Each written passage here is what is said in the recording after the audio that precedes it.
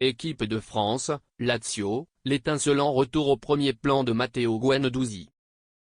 Brillant sous le maillot de la Lazio en ce début d'exercice 2024-2025, Matteo Guendouzi confirme également son impressionnant rendement avec les Bleus. De quoi s'installer durablement au sein du groupe France. Matteo Guendouzi revit. Débarqué à la Lazio en août 2023, l'ancien milieu de terrain de l'Olympique de Marseille a rapidement marqué les esprits. Sous les ordres de Maurizio Sarri, le natif de Poissy s'imposait comme un titulaire indiscutable au sein du collectif des Biancocelesti. Oui mais voilà, après quelques mois dorés, l'ex-Gunner pleurait le départ surprise du technicien italien, remplacé par un certain Igor Tudor qu'il avait côtoyé lors de son passage dans la cité phocéenne. Si les deux hommes ont bien tenté de faire table rase de leur vieille chamaillerie, les tensions ont finalement rapidement refait surface. Le départ de Tudor l'a libéré. Quand j'ai signé à la Lazio, forcément, avec Sarri, c'est un style que j'appréciais beaucoup. Il fallait toujours avoir le ballon, proposer de belles choses sur le terrain, attaquer fort vers le but adverse. J'ai énormément progressé avec lui tactiquement. Et après, Tudor est revenu et ce n'était pas le foot que j'appréciais le plus, mais bon, il faut savoir s'adapter à n'importe quel style. Mais c'est sûr que ça n'a pas été un moment très joyeux, avouait, à ce titre, le droitier d'un M85, apprécié dans la capitale italienne, respecté par ses coéquipiers et adoré par les tifosi. Un mal-être poussant alors Igor Tudor vers la sortie. En juillet dernier, la formation romaine officialisait ainsi l'arrivée de Marco Baroni sur son banc. Un pari osé mais payant au regard du début de saison étincelant réalisé par la Lazio, 4e après 7 journées de Serie A. Dans le sillage d'un premier exercice plus que convaincant, 46 matchs, 3 buts et 4 passes décisives, Guendouzi semble, lui aussi, retrouver son plein potentiel. Pilier essentiel du collectif désormais entraîné par le coach transalpin, le numéro 8 des Biancazzurri enchaîne les prestations de très haute volée. Les Biancocelesti sont sous le charme. En France on parle moins du championnat italien mais je sais où j'ai mis les pieds. Chaque année le club est en Coupe d'Europe. Je suis très heureux de mon choix. Je mange très bien là-bas, j'ai pris 1 ou 2 kilos dès que je suis arrivé parce que j'étais à l'hôtel.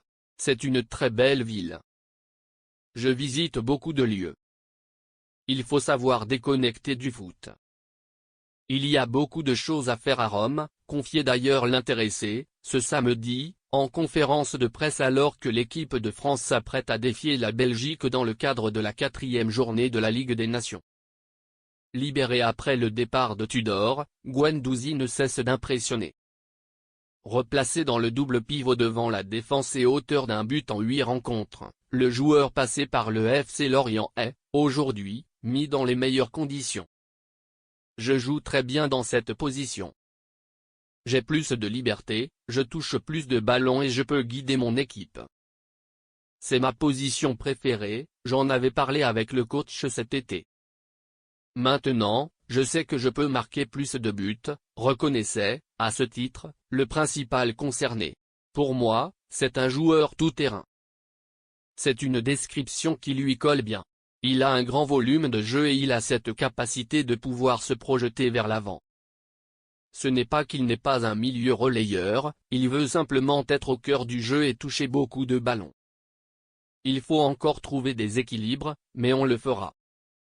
Matteo est un joueur très important pour nous, ajoutait de son côté Baroni. Une nouvelle convocation avec les Bleus. Encensé, week-end après week-end, par la presse italienne, Guendouzi a finalement vu son départ canon récompensé par une nouvelle convocation chez les Bleus. Appelé par Didier Deschamps pour les rencontres face à Israël puis contre la Belgique, le métronome de la Lazio savourait logiquement. C'est toujours un immense plaisir de retrouver la sélection. Au dernier match, j'avais eu la chance de jouer face à la Belgique et j'étais content de mon match avec la victoire. Je reste sur une bonne dynamique avec la dernière sélection. Comme j'ai dit, ça reflète aussi les performances que je fais en club. Si je continue à être bon en club, je peux continuer à y aller. c'est à moi de continuer de travailler pour montrer de quoi je suis capable. Un rendement impressionnant que l'international français, 9 sélections, 1 but, adore est déjà confirmé jeudi dernier. Entrée en lieu et place de Christopher Nkunku pour le dernier quart d'heure, Guendouzi s'offrait un but et une passe décisive pour parachever la victoire des siens face à des Israéliens impuissants, 4-1. Les remplaçants doivent aussi apporter, ça m'a souri ce soir, je suis content. Quand on est amené à jouer, on donne le meilleur de nous-mêmes, confiait le tricolore au coup de sifflet final. Sur un petit nuage au cours des dernières semaines, le milieu de terrain passé par la formation parisienne va désormais tenter de confirmer son changement de statut au sein de la sélection. Guendouzi affiche ses ambitions en sélection. Il y a de très grands joueurs à mon poste, j'essaie d'être le meilleur en club. Il y a beaucoup de concurrence. J'ai toujours eu des objectifs élevés. J'espère m'installer durablement dans ce groupe. Il faut toujours se mettre à la disposition du collectif. Je veux gagner des trophées avec cette équipe, affirmait dans cette optique l'ex-Marseillaise avant d'ajouter, cela fait 4/5e ans que je suis appelé dans le groupe France. J'ai montré de bonnes choses en club ou en équipe de France. Il faut être très bon en club comme en sélection. La régularité est le plus important. Mais il y a de très grands joueurs, certains n'ont pas été appelés sur ce rassemblement. J'essaie de rester moi-même. J'essaie d'aider mon équipe. C'est très difficile d'avoir sa place.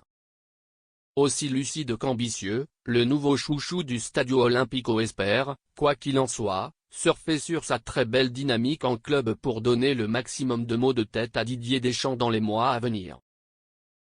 Aurélien Tchouaméni, Eduardo Camavinga ou encore Youssouf Fofana disposent, à l'heure actuelle, de plusieurs longueurs d'avance dans l'esprit du sélectionneur, nul doute que Matteo Guendouzi compte jouer sa carte à fond pour chambouler la hiérarchie du moment.